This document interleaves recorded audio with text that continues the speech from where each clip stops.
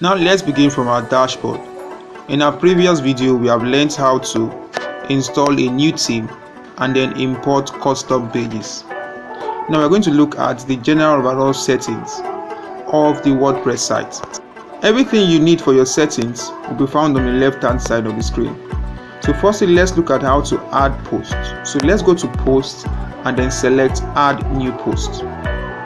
So when you select add new posts, you'll be greeted with the title block. So you put any title you like and then structure your sentences or structure the post following the header rules. So your title has the header called header 1. The next title, the next subtopic or subtitle should have header 2. Then the point following that should have header 3. You will see the way I structured it in this particular video. Now the way to change from header to paragraph is to click the first item on the menu item that hovers over each block. You will click it and you change it to heading.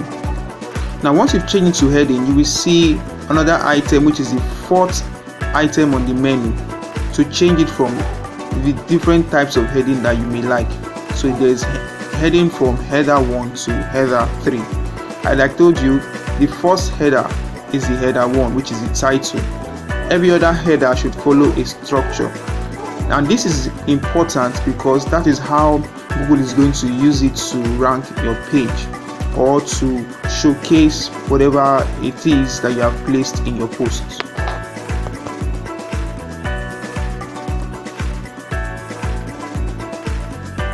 Now once you are done with the write-up of the post, you want to check for the settings on the right hand side of your screen. So you have two settings there, the post and the block. They're not that important, but what is important there is like the categories. So you want to select what category the post belongs to, and that depends on what you are writing or what the post is about. Other settings are kind of generic and not really important. So once that is done, you check on the top, you want to click the publish icon. So you have to click that publish icon twice and make sure that all the settings are the way you want it. So the way I work is that I open my posts in different tabs so I can jump from one tab to the other, so it will be easy for me to navigate through the application, as it were. So once that is done, we come back to where we are and then scroll down to the left hand side where we have add featured image. Now one good thing about the Elementor stuff we are using is that you can select free images from Pixabay, which is an addition to the application because of the kind of theme you installed, or you can just pick a picture from your media library. Any picture will do for now because this is just a test site. So once you are done, you write add featured image. Make sure that you edit the alternative text, alt text of each image right before you publish it. And once that is done, click publish and then you can view your newly created post. So we go straight to the left hand side of the screen, the top left hand side of the screen, and go back to our dashboard to where we have our plugins. Now we want to install a plugin called Yoast. So we go to add new and then search Yoast plugin from the list of plugins. Once that it has showed up, we will now click the install now. So once it has installed, we will now click activate. Now that should install the Yoast in our website, and we can find the settings. When we go back to our post and scroll down to the bottom of the post, we will find the Yoast installed as part of our post now. Remember, it was not there before, so let's go back to our post now and we're going to see it there. So the Yoast is in two positions. The Yoast will be found on the right hand side, the right panel, or you can just scroll down to the bottom of the page. So on this my particular video, I was doing some things on the right hand side just for fun, but the best practice is to just scroll down to the post, scroll down to the bottom of the page, and you will find the Yoast settings and the readability settings. Now in the Yoast settings, what you want to do first of all is to add the focus key phrase. The focus key phrase should be similar to what you have as your title. That should be the focus key phrase, because when Google is searching for it, that's what it used to rank your page. Then you have the meta description.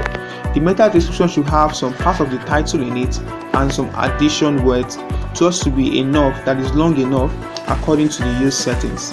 Now this use is good because it helps your site to rank on Google search engine.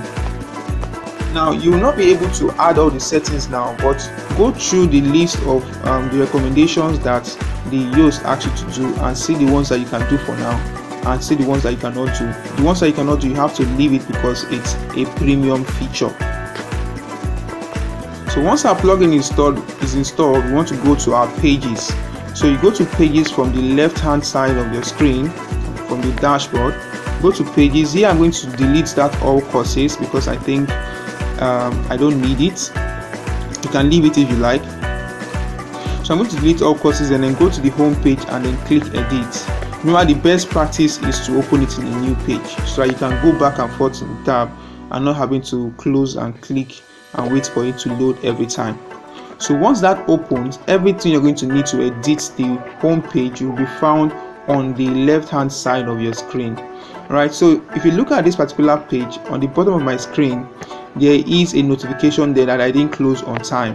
Okay, once I close it, once you close it, you will see two icons on the top left hand side of your screen, and they have several functions. So once you click those things, you will see one that includes everything that you can drag and drop to your screen, drag and drop to the website. Right, it includes images, includes text, includes header, includes blocks, whatever you need to edit your site, you have it. So I added an image block and then I deleted it. I just clicked on it and I deleted it easily. So once you click on anything that you want to edit at all, it will show up on the left hand side of the screen, and then you can edit it from the left hand side of your screen. You will edit it from the left hand side of your screen, whether it is images or whether it is text or whether it is size and structure. So once that is done, you are going to click exit to dashboard. Exit to dashboard is found at the second or the first of the drop down. Exit to dashboard, you see it there. It has a blue icon on it. Remember to always update before you exit. Always update. For the Elementor, the updating part is at the bottom side of this left bottom part of the screen, or the top right hand side of the screen. Anywhere you choose, it will be there. Next thing, we are going to go back to our dashboard and then look at all our settings. Okay, so make sure your settings are similar to mine.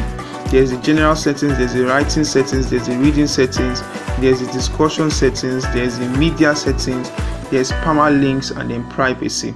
So make sure your settings are the same with mine. Now when it comes to the privacy settings, you don't want to do that for now because you are still hosting it locally. All privacy settings, terms and conditions settings, all those ones will be done when you have transferred it, when you have transferred your website from your local host to an online platform where you now have the custom domain attached to it. So once all that is done, we now want to go to appearance. Now appearance is where we do the main customization of your site. So you go to appearance.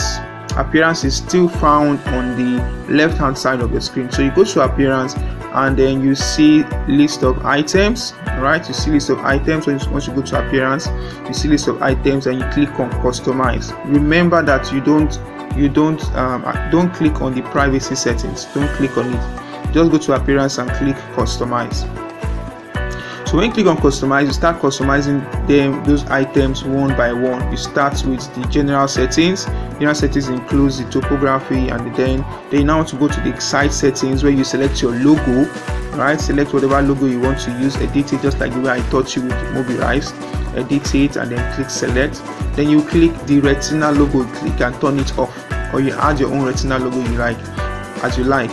Then you can resize your logo to suit your style. Now it also comes with a byline, right? So you can turn the byline or site title on and off. Now remember, these are fave icon, which is the site logo. The site icon is what loads on the tab hand side. You see, look at the tab, you see a logo on the tab. That's your site logo. That's your site logo. It shows on your tab. So if you don't have that, it's going to show a custom or WordPress logo for you. So you have to set that as well. So I deleted and to show you how I deleted mine to show you how it is installed. Final thing I edited here are the menu items. So the menu items include my home, my about, and my start learning as well. So I edited them. Everything that is not needed I deleted. Okay, then I set one primary menu and then one footer menu. So once I click the primary menu, I select some list of stuff for the primary menu. I left only the footer menu that is not attached to the primary menu. Then for the footer menu, which is different, I selected it as footer menu.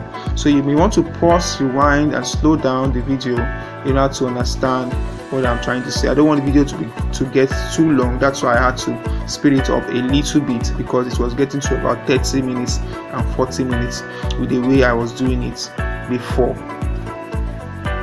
So for the social icons, you can click and close whichever social icon you don't need. Right, you must have your social icon URL, which is the name of the site / your own username.